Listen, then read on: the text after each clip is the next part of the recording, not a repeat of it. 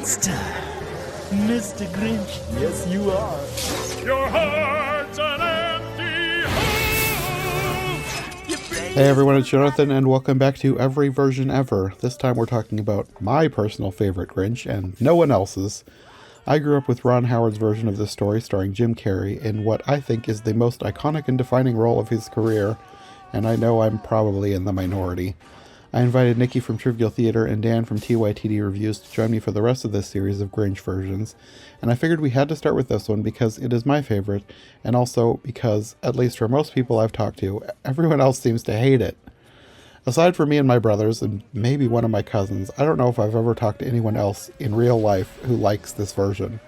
I get the sense that most die-hard Grinch fans see this as an affront to the name of Dr. Seuss and a vile imitation of their beloved animated TV special. But I think, while it's certainly not a perfect film, it has plenty of issues. It is still endlessly quotable and hilarious, and just speaks to my inner introvert.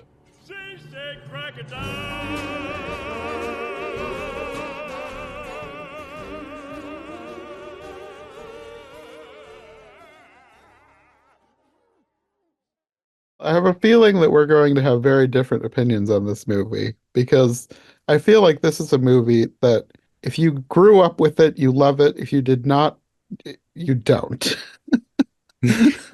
Very diplomatic. When this came out, I don't think that I saw it, like, we didn't go to the theater at that point. We didn't start going to the theater till, like, I think the year after this came out. And I don't remember when I first watched this, but after we got it, I think we borrowed it from the library. And at some point we ended up owning it. I don't know how many years later, but I feel like this was on constant rotation, like not even at Christmas. I think we just watched this movie. I think we just liked this movie and watched it whenever we felt like it. And watching it back again now, I could definitely see why people hate it, but I kind of still loved it, even though parts of it were kind of stupid and terrible. Just watching Jim Carrey do his Jim Carrey thing. Like, I don't even like Jim Carrey that much. I've never been a huge Jim Carrey fan, but I don't know. Something about him as the Grinch is just weirdly hilarious to me. Agreed. Agreed. In fact, when it comes to my sort of thoughts and feelings on the film, the one thing that I can confidently say, and I want to pop him in a little bubble, is let's put Jim Carrey in and the Grinch makeup in a little bubble and sort of float it above this review, because I genuinely really loved him in this. He's probably the best part of this Yes. film because again he really throws us all into the production. He is 100% committed. I mean, I think didn't he permanently injure his back doing this film? He's got like a serious injury as a result of like literally throwing himself into it. He went through a lot making this film. Oh yeah. Yeah. His performance is astounding. I mean, I don't necessarily think it perfectly captures the vibe of the Grinch, at least based on all of the Zeus material that came out. But like I say, he brings his interpretation of the Grinch storming through this film quite magnificently. And I mean, one of the things that I thought recurringly through this film is, you know, I'd quite happily just watch Jim Carrey in the Grinch makeup, just doing a stand-up set in character for an hour. If that was like all he did, like, you know, they have a stage and he comes out and he just, in character, just assaults the audience for like an hour. I'd pay money to go and see that. I'd watch that quite happily. That would be hilarious. Part of this kind of almost was that, but it kept getting broken up by a lot of Who stuff. And I will say I did keep getting a bit bored when it would go back to the Who's. But then when I go back to the Grinch, I'd just be howling with laughter. So, See, no, I think then and now, I've seen this probably 2 or 3 times, but I think the first time I saw it, and you get kind of caught up in like the sense or the sentiments of those around you. I kind of took that more on board than what I probably would normally with a movie. But it was definitely a lot of, oh my gosh, can you believe this movie? Ah, kind of a reaction. Watching it this time, I think I had a lot more appreciation of, like you both kind of talked about, like production values and the performance of Jim Carrey. There are moments of brilliance, and there's a fair amount of them. But then you get all this weird stuff that just kind of works its way in, and it just kind of takes you out of what is going on. yeah, there's a lot of weirdly adult comedy in this that feels out of place, which I don't know how much of that. Ron Howard has a lot to answer for. I'm going to shoot my shot here. I want to be tactful about this, but the minor fetishization of the Grinch in this film seems to have, I'm going to be euphemistic here, awakened certain things in a particular subsection of the audience. I say that because if you visit particular websites, you will find entire genres dedicated to this movie. I don't know what person sat in the audience and watched the Grinch rub an onion all over himself, then eat it, and then eat a load of broken glass and go, that's my kind of man. But yeah, it's there if you want it. I guess that shouldn't surprise me, but I never would have And thought I'm pretty of sure the that Ron Grinch as Howard a- will pay for his war crimes in time. I mean, I certainly gained an appreciation of Lederhosen because of this movie. Just saying. It's not so much the fact that it exists, it's the volume of it that exists. Like that, I'm worried for humanity. Oh my goodness. And the thing that what is weird about it specifically is no other iteration of the Grinch gets this treatment. It's only the 2000s version. Like, there's no Benedict Cumberbatch inspired stuff. There's no Boris Karloff inspired stuff. That would be weird. But for some reason, Jim Carrey's version is fair game, which is why Ron Howard has a lot to answer for his war crimes. So. Is it his fault, or would you say it's a writer's fault? Because that's, well, I suppose both, because ultimately Ron Howard is the one that brought it to the screen. Well, if it's only the Jim Carrey version, is it Jim Carrey's fault? Is it something about his portrayal? Also true. But I think too, like, and I hate to, there's always a delicate the way he ate that onion. There's always a delicate balancing act when you're talking about saying, well, it was of that time. Yeah, because there's only, you can prescribe a certain amount of responsibility to that, because the early 2000s, they were an incredibly specific time for that kind of stuff. And if you want more evidence of that, all you have to do is go look at 2003's Cat in the Hat, which is above and beyond so much worse in that respect to this. But yeah, there is, I think that plays in a lot, just given the time and place. But also you have to remember, okay, this is supposed to be a family movie, and Shrek could do it. This not so much. Also should be noted, the writers for this film literally balanced the scales of Hollywood, because on the one side of the scale, they wrote Who Framed Roger Rabbit, or at least contributed a significant chunk of the writing to Who Framed Roger Rabbit. On the other end of the scale, they did write Wild Wild West. So Oof. It could go either way. One of the best things, at least in my opinion, is how quotable this movie is, because I feel like me and my brothers quoted so much of this movie, and I'll try and refrain from quoting everything, but there's just so many weirdly hilarious lines, just stuff that I don't think I even got it at the time, because like the scene where he comes to town and he's like trying to trash the mail room, and he's going jury duty, pink slip, eviction notice, jury duty, and like I don't think we even understood that quote, because I think we were quoting it as joy to thee. Like he was like thinking he was doing Christmas cards. But just the way he says it is hilarious and quotable. So even if we got it wrong, we kept saying that one. He's a Grinch, but he's still trying to spread cheer. Except he wasn't. We just thought he was. Oh no. But I think too, you know, the way you see things as a kid, you know, there's, if it makes the movie enjoyable for you and it gives you those quotes, because I mean, there's a lot of those movies, and it is highly quotable. There's no doubt. Oh yeah, one of my favorite ones, Dinner Alone. I can't miss that one again. Yes, that is one we definitely quoted.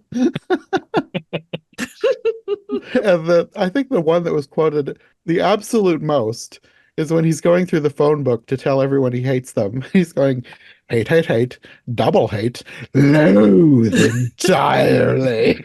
I just remember me and my brothers putting specific emphasis on the loathe entirely. And you mentioned the broken glass. There's so many moments of that where he's just doing weird things with the random garbage he's got around his place. That was also another quote that was quoted a lot, where he takes a bite of the glass, chews on it. Excellent, yeah.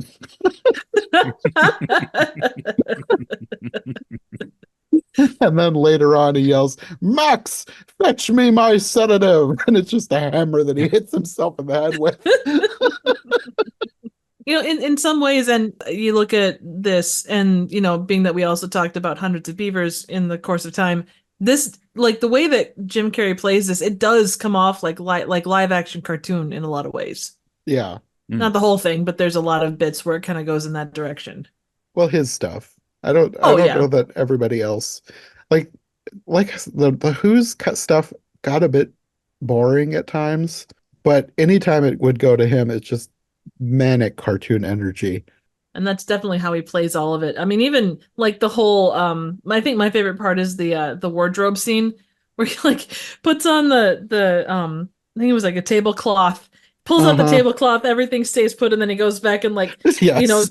knocks everything off the table and puts it on, and Max barks at him and goes, "It's not a dress, it's a kilt." And then he takes it off and he's got a what is it called around his leg? Garter. Oh, a garter. Yeah. Just like what is this?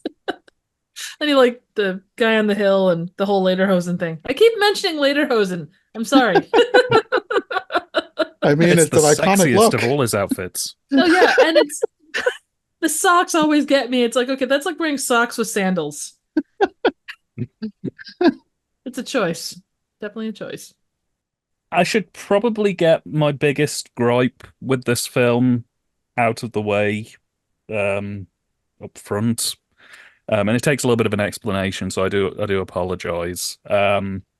So the original How the Grinch Stole Christmas, both the book and the 1966 animated adaptation of it, its core foundations, its core beliefs are of a humanist and border socialist, if not full-blown socialist, humanitarian outlook.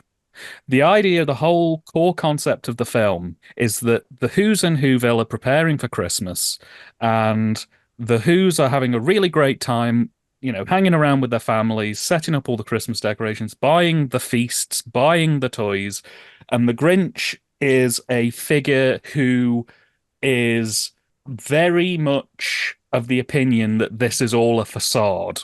And that the idea is that if he took Christmas away from them, they'd be as grumpy and grinchy as the Grinch is. And so he sets into motion this plan to steal Christmas because he wants them to feel how he feels, that what they're doing is all show, and that, he'll be able to get one over on them. And the big twist revelation at the end of The Grinch Who Stole Christmas, and I'll be surprised. I'm going to say spoilers, but I'll be surprised if anybody's made it, like the third episode in this Grinch series, fourth maybe, without knowing what the revelation of the end of The Grinch Who Stole Christmas is.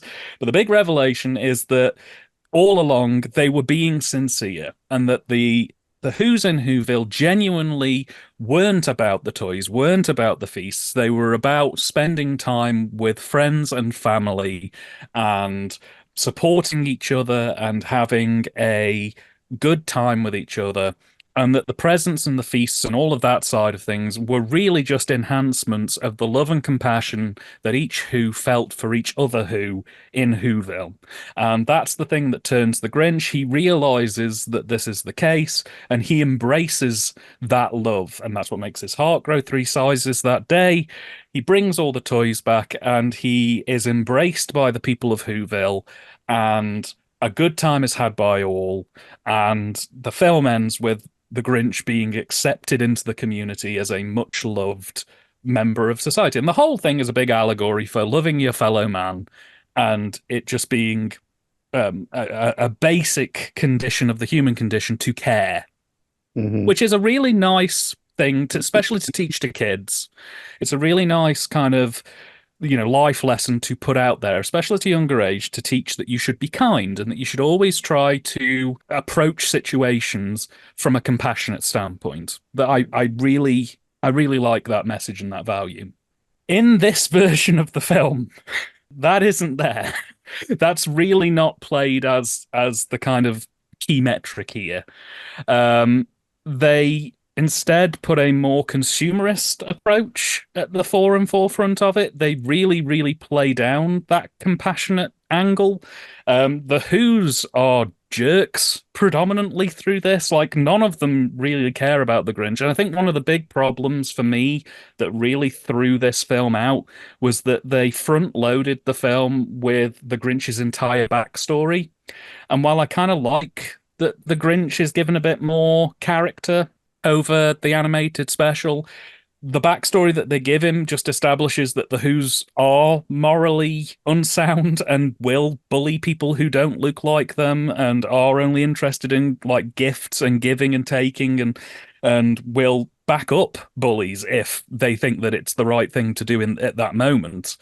It's only really in the third act, in the very, very end of the film, where one of the Who's stands up against the mayor, that then suddenly everyone in Whoville discovers humanity and being kind, completely out of nowhere, which again made me feel like the ending wasn't earned almost. Like, the whole idea of the original Grinch Who Stole Christmas is the idea that the Who's have always been humanitarian. They have always cared about each other, and that the Grinch is wrong to think that the commercial side of it was really all they're there for.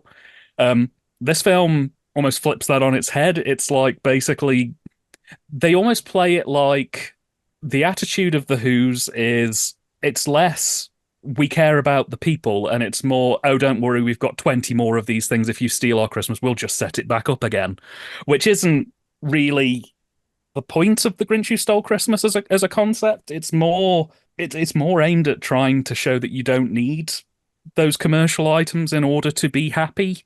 And like I say, it's only in that final sort of 15-20 minutes that they really bother to do that side of things, and it comes very, very out of left field, considering that for the hour beforehand it's people rushing to buy the latest presents and having snarky conversations about how the neighbors always seem to have the nicest Christmas lights, or randomly mentioning that your wife's having an affair because the baby that got delivered looks like your boss. It's just a very strange film. It's like, story-wise, like I got about an hour into it, and I started to wonder what message it wanted me to have watching it. Because, the Grinch in this doesn't really have a particularly nice time of it. I mean, the perfect example is the scene where he gets invited to be is it the Christmas Chairmeister? Holiday Cheermeister. Yeah. That's the one. Yeah. And he gets the invitation to go to it, and he debates whether to go to it or not for ages and ages. And he eventually decides to go. And in my head, I was thinking, okay, so this is a perfect turning point for the character. He could go and, have a really nice time and find out that the Who's are genuinely sincere in what they want to do. And maybe some incident that could happen that could maybe shake him off from it, and he'll go back up the mountain. But the seeds will have been sown that this character can change going forward. And they don't do that. They basically, the Grinch turns up and they just pick on him and fill him with pudding until he gets so riled up he storms off and smashes everything up. This is not pudding. Hey, he also wins the Christmas conga, which in itself is quite an accomplishment. Yeah, this is the thing, and I sat there and I went, well, this was the perfect opportunity to do something new, but kind of still introduce those core elements that made the original kind of have heart and feeling. And they throw it away for a load of visual gags and then kick him back up the mountain. And equally, the transition from the new stuff that wasn't in the book or in the original animation to the stuff that was in the original animation is very jarring. It's almost like the film starts with stuff from the book, and then it kind of nicely transitions into this new stuff. But then when it goes from the new stuff back to the book in the third act, it's almost like somebody's kicked the writers out and taken control of the plane. It's just very like hard transition from, conga lines and pudding competitions and, well, like I said, jokes about garters, to suddenly just basically almost being a one for one of the animated special. And then I don't know, I feel like the film prioritizes its comedy and the more kind of modern interpretation of Christmas over the more heartfelt aspects of what made the original so beloved for the generations that came up before it. And what doesn't help either, and sorry, this has turned into my network sort of I'm mad as hell rant. Well, I have a feeling more people listening are going to agree with you than me. Well, actually, I shouldn't say that. People who hate this movie might avoid a podcast about it. I don't know. It's all right. I shall shout into the dark some more.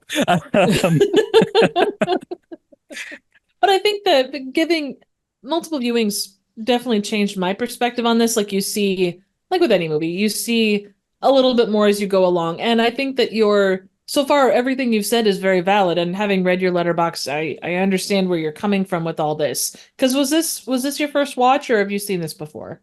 So I've seen clips of the film regularly since it came out. When it came out, a lot of people who I hung around with went and watched it because it was a Jim Carrey movie, and they all came back absolutely sort of loving it. But from the clips that I saw, I kind of thought this wouldn't be for me. And I over the years, I've just never got around to actually sitting down and watching it. So this was my first time going from it from tail to snout, so to speak. Gotcha. Well, so I think too that you're going like with this, I think you do get multiple perspectives. John grew up on this. It's a piece that, is part of, his childhood. For you, this is your first watch as, an adult. I kind of fall in the middle with that. Like I watched it, once when it first came out, and then watched it again for this and maybe one other time in between. And I think whoever watches this, whether it be someone that absolutely adores this version is someone that absolutely loathes entirely this version, you're going to get that perspective, which isn't a bad thing, and being able to see the multiple views of this is never bad. Oh, agreed. And to that end, I suppose I should probably mention the other thing I didn't really get on with this film, and then I will let you guys like go back into this. That's a classic TYTD rant. I'm hijacking this podcast and taking it to Cuba.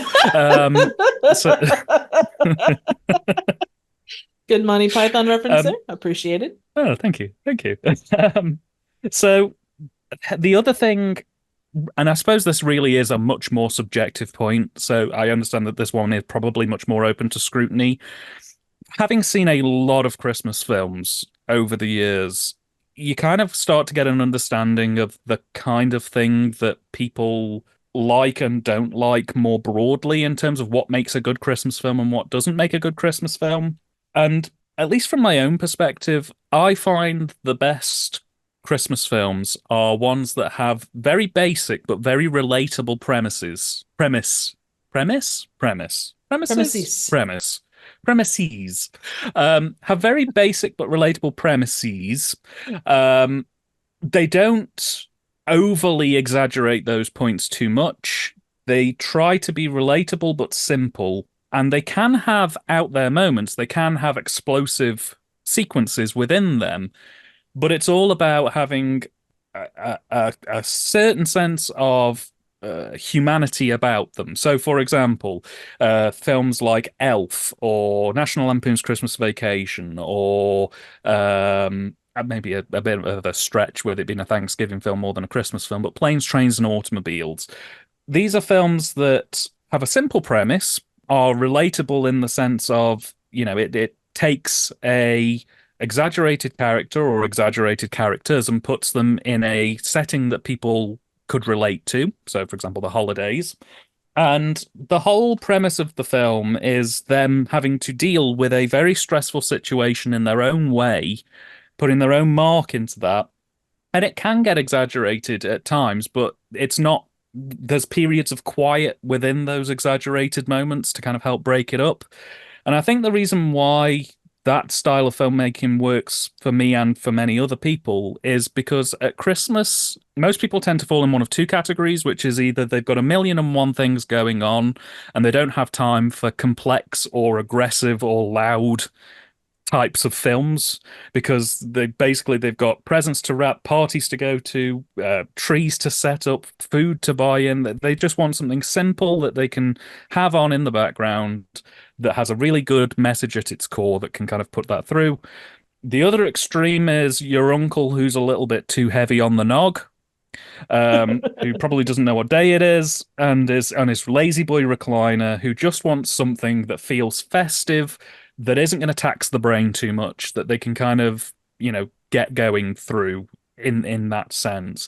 And if the film does have complex elements or does have deeper jokes, so for example, Planes, Trains, and Automobiles is a great example of that, where it's a basic story with some very obvious jokes, but if you're sober and you watch it out of season, you can notice lots of little jokes running in the background or just little looks or one-liners that kind of offset it. Then that's even better because it means that it kind of gives a little bit of an extra experience for people who are a bit more with it at that time of year, but it's not so imposing that people who are very stressed out or, maybe dealing with other things will have to stop and properly focus on the film to get it. The reason I mention this is because this version of The Grinch is very much the opposite of what I've just described. Like, from minute one, this film is very, very loud, very, very aggressive, very colourful. It attacks every single sense as hard as it possibly can to just make you watch it. The plot lines are much more involved than the original animated story. There's romance elements in here that previously weren't there. Basically, this film is perfect for kids, teenagers, people who've grown up with the film and really, really enjoy it. But as somebody who, I've got so much stuff going on at Christmas, as somebody who has that kind of level of stuff going on, if I had this film going in the background, I probably would end up having some kind of breakdown, just purely for how loud and colourful it is. In trying to pull your attention. It's basically the cinematic. I mean, I described it in my Letterboxd review as the cinematic equivalent of a loud and aggressive shirt at a funeral. It's like there's a time and place, guys. Just want to have a quiet film, maybe a little drink, and appreciate the season. I don't want to think about sexy Grinch eating broken glass anymore.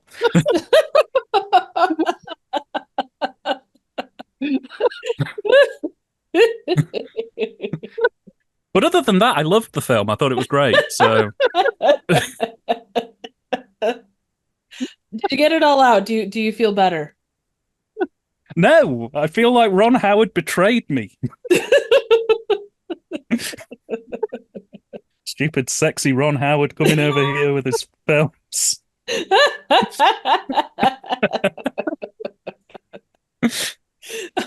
To that end, I will say, and again, I apologize. I don't mean to put it into a box as far as time and place, but I think if you look at a lot of movies from this era, I think that was, kind of one of the film trends. It turns on and it doesn't stop until it runs out of batteries, which is, I'm just realizing is probably not the greatest way to describe it.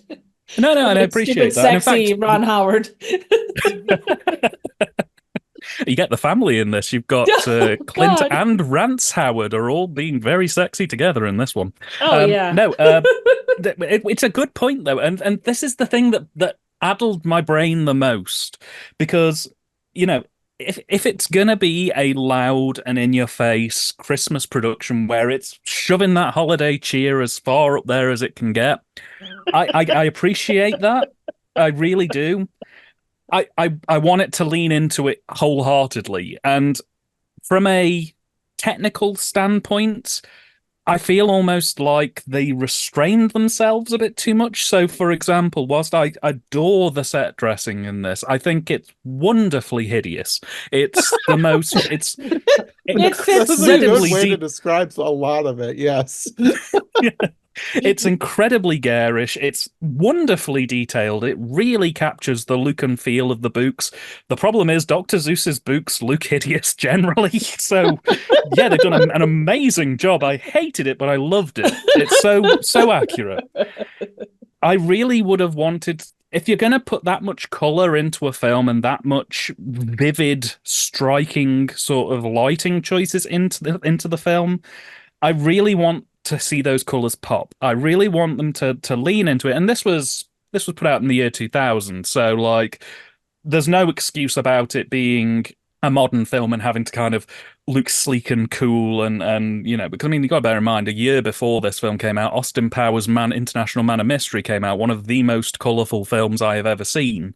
They have all of these wonderful colorful sets and colored lighting gels, and they really, it's vomit-inducing levels of color. But they in the post-production for it, they seem to have like muted the color grade almost. Like everything's really pulled down. So you end up with these really vivid red and yellow houses that almost look like they've been desaturated. Like especially in the era of like 4K HDR video where there's like 65 million billion shades of red that can be played through your television.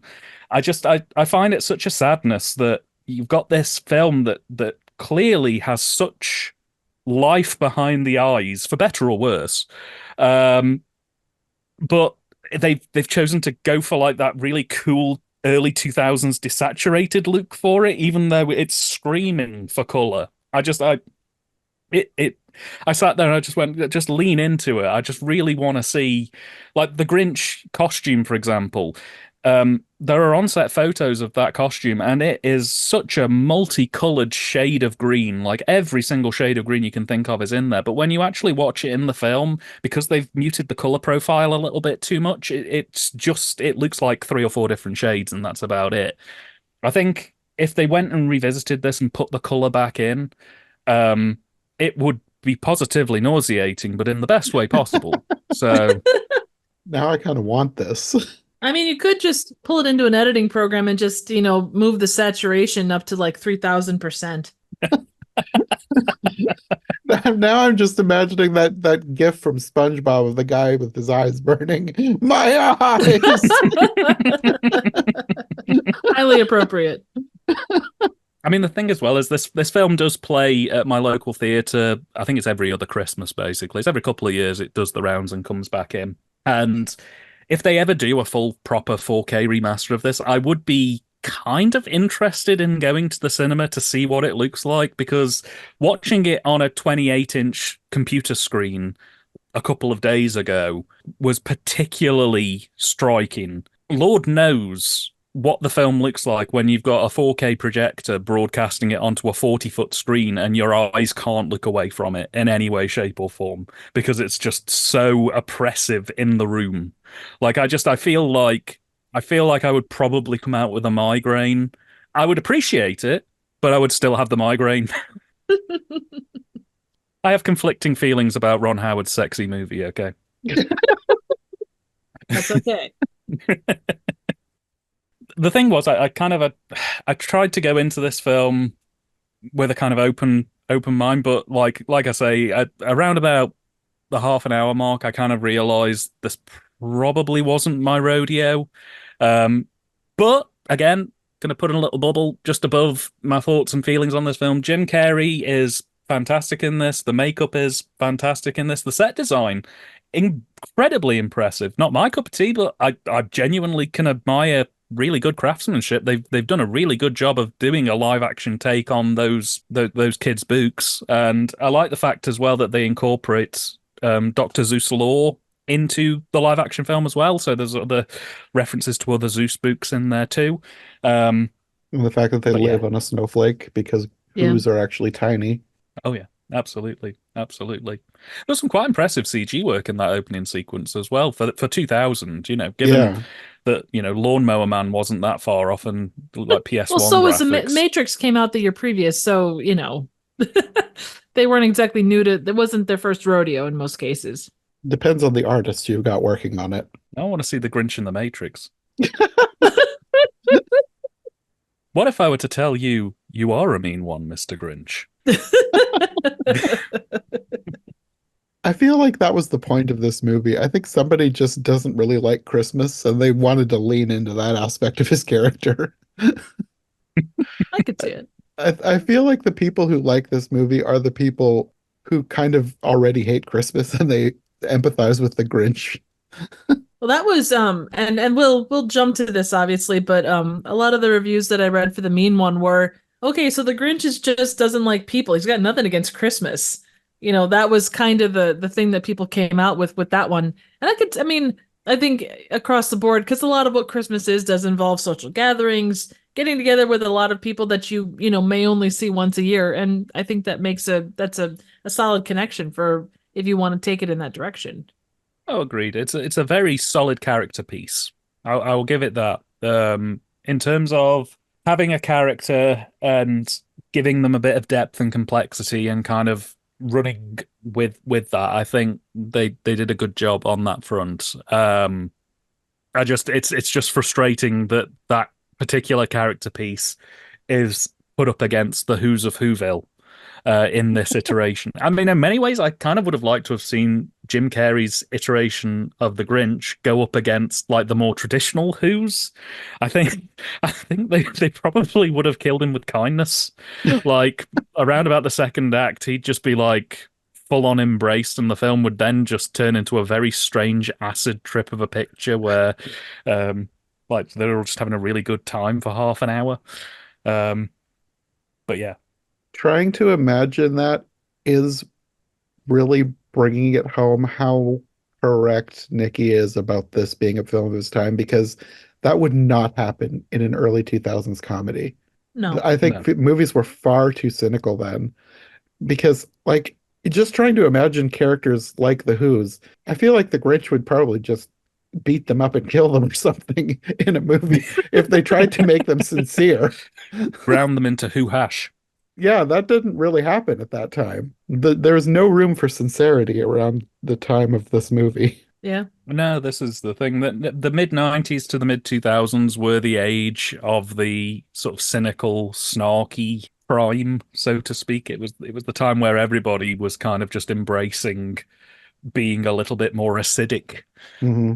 And I mean, even to this day, edgelord culture is a big part of internet culture, and internet culture is pretty defining of this era. But I feel like now, at least, or at least the direction that cinema is heading, it's okay to be a little bit schmaltzy if it's sincere. I mean, we've only recently spoken about Hundreds of Beavers, which is the perfect example of a film that can be a little acidic in places, but is largely sincere in its intentions. It's not trying to, be the coolest person in the room. It's just trying to tell an interesting story well. Hmm.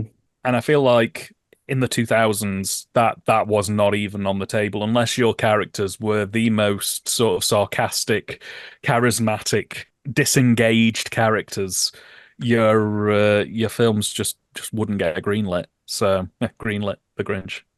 um, but yeah, I would add, and this, I mean, and I guess this would be kind of where I stand with a lot of this. Overall, I think you've both made good points when it comes to it. I always look at the more of the production side of this stuff, and like you can see the work, and Dan mentioned kind of the ins and outs of the way that they did the production side of it. Like nothing remained as it was, even down to the little shaver thing. It had a very distinctly Susian Hmm. look about a Susical look about it. But yeah, there was for all of it had so much style, but it lacked a certain amount of substance outside of Jim Carrey's performance.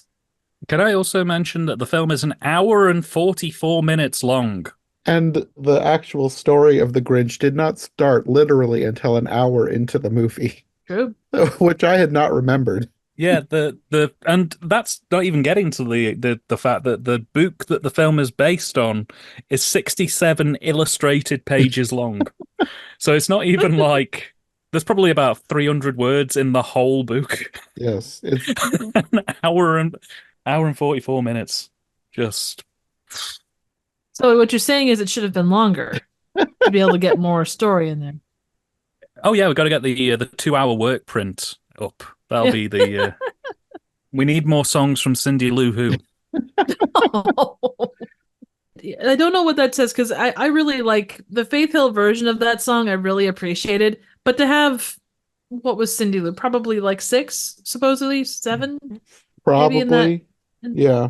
And I know that they're trying to show her as world weary because she's surrounded by all the consumerism and stuff, but it didn't track that she was singing that song. Like it's such a that's not how a 6-year-old would articulate or vocalize that particular notion. It needs to be about mommy and daddy and time with family and all that kind of stuff. And I don't know. I had not remembered her character very well because I did not remember, like, she came off as not annoying. Annoying is the wrong word, but like she did not feel like a real child. She felt like some kind of idealized version of a child that an adult wishes that a child would be, if that makes sense.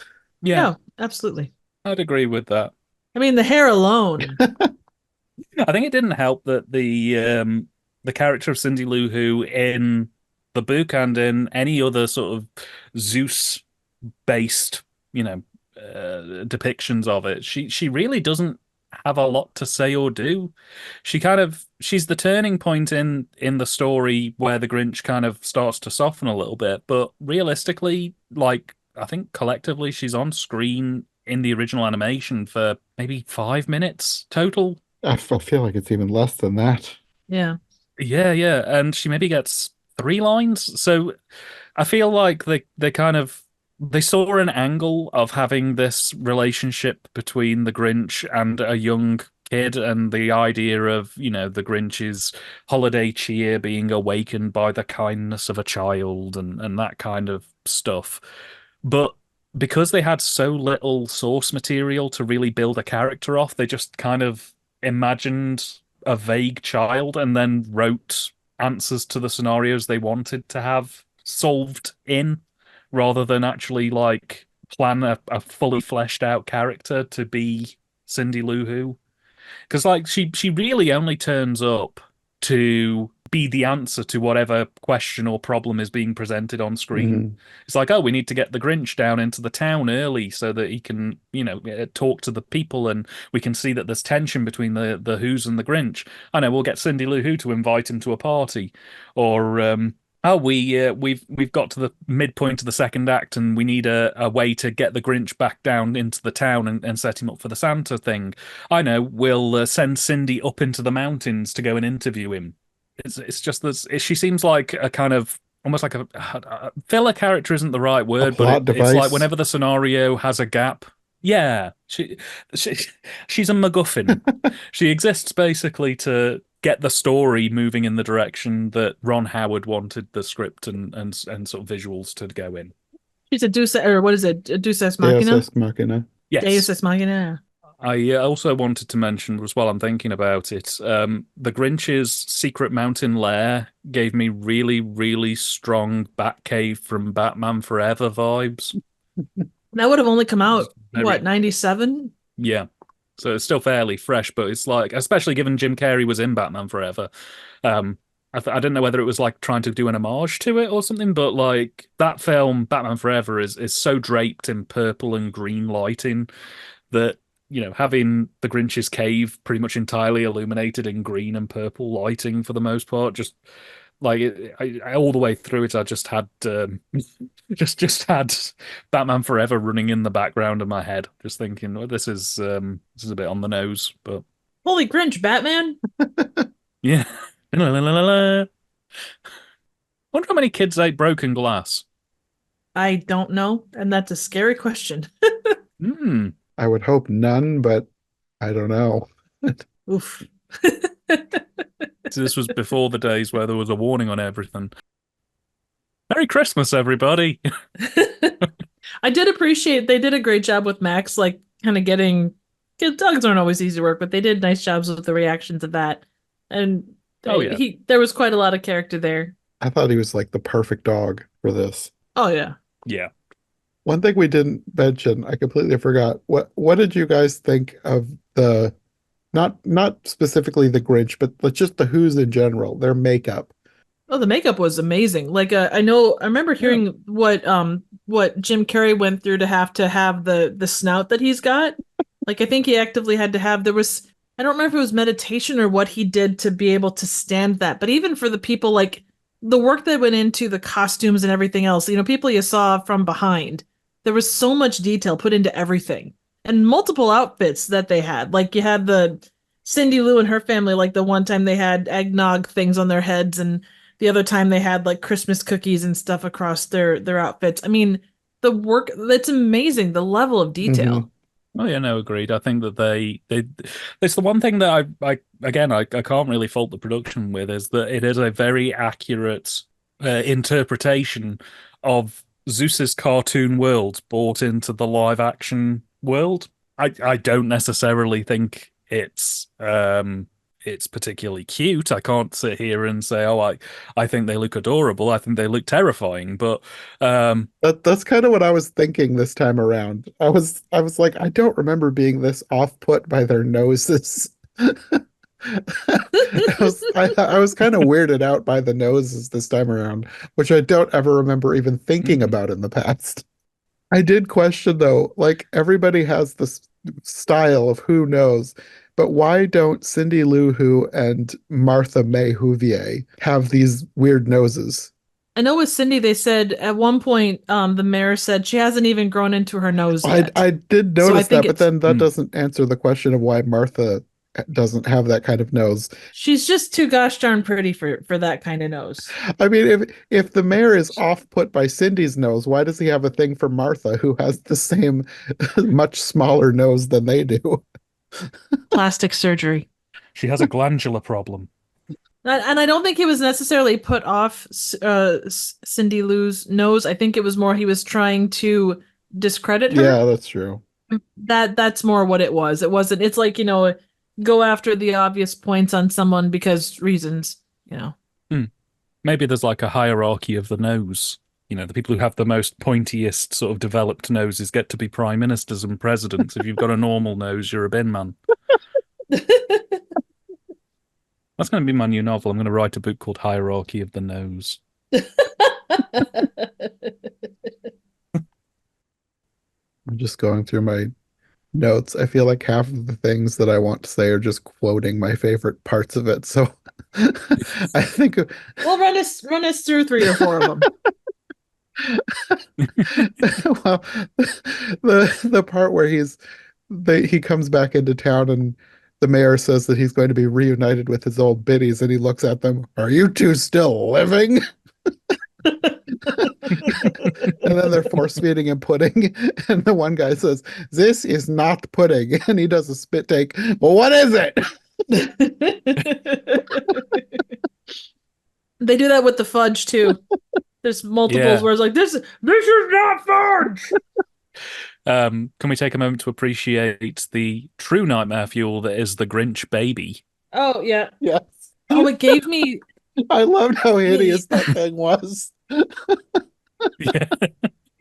I'm still trying to figure out what it reminded me of. It reminded me of It reminded me of the baby dinosaur like from Grogu. Dinosaur. The series. A little bit. Yeah, a little bit. There's something specific, and I can't put my finger on what animatronic baby it is. Like, I don't think it's quite as bad as Renesmee from Twilight, but it's kind of like top 10.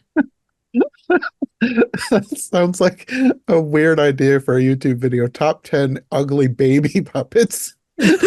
I guarantee you Watch Mojo has probably done it at some point. So, is it a new Christmas classic, Dan?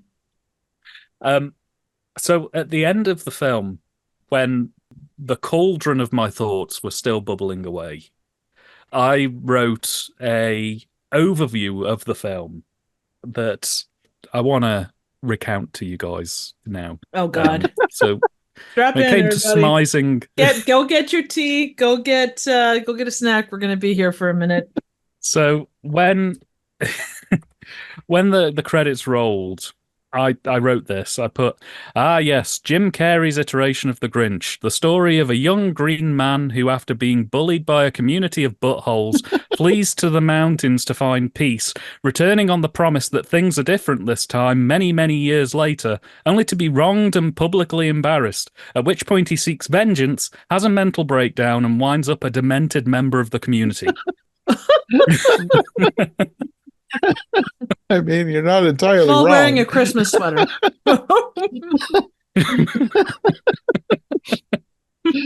And that was my that was the main message I took away from How the Grinch Stole Christmas 2000, which I think they should do a sequel called How the Grinch Stole Christmas 2000 and have it set in like the far future, have a Robo Grinch. I think it could be fun. I read that they had a bunch of songs written for the soundtrack, and there was one called Grinch 2000. I need to look that up and see what that sounded like. Well, John, we were talking last night. There is actually a book that's the sequel to this, yeah? Not this version, but just the Grinch in general.